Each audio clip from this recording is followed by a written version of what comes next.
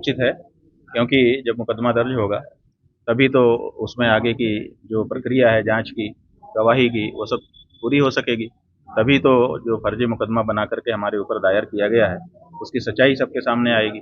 तभी ऐसा काम करने वाले जो लोग हैं वो दंडित हो सकेंगे। तो इसलिए आवश्यक है, हम यही कहना चाहेंगे कि न्यायालय लंबा समय न लगाते हुए इस पर थोड़ी सी द्रुत गति से काम करे, क्योंकि बहुत सारे लोगों की निगाह इस पर लगी रहेगी। तो जल्दी से जल्दी इस पर गवाही साखी करे और निर्णय करे। जो गलत है वो तो गलत ही है, जो फर्जी केस बनाया है वो तो फर्जी ही सिद्ध होना है। बात यह है कि सनातन के ऊपर आरोप लगा कौन रहा है, आप देखिए, किसी विधर्मी ने थोड़े लगाया है हमारे ऊपर आरोप। जिस व्यक्ति ने लगाया है वो खुद हिस्ट्री सीटर है।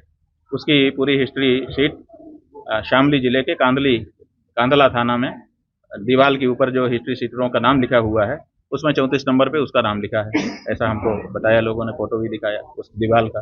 वहाँ पर जो रजिस्टर रखा है उसमें HS नंबर 76A उस व्यक्ति का नाम लिखा है। जाने कितने लोगों के ऊपर फर्जी मुकदमा डाल करके और उनको उगाही करना, यही उसका काम है।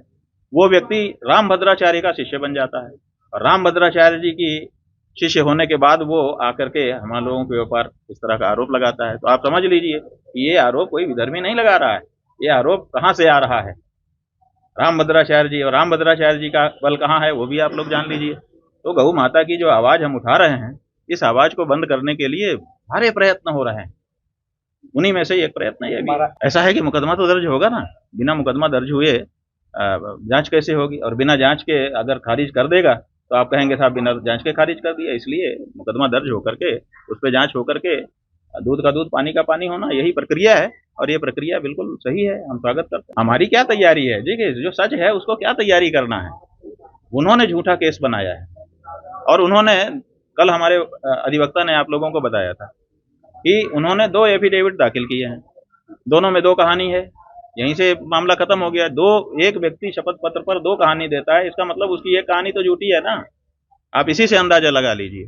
तो और बाकी जो कहानी में जो कमजोरी होगी वो वकील वहां पे खड़े होके कोर्ट में बताएंगे, उसको हम कैसे आपके सामने बताएं। इसलिए कोई इसमें बाधा नहीं है। ये बिल्कुल उचित है, जो प्रक्रिया है उसका पालन किया जाना चाहिए और हम लोग न्यायालय में जो बाधा आ रही है उसको फेस करेंगे। ऐसी क्या बात है, हम थोड़े आदित्यनाथ हैं कि हमारे ऊपर का मुकदमा हटवा लो। ऐसी जरूरत नहीं है। हमारे ऊपर अगर कोई आक्षेप है तो हम भी उसका सामना करेंगे।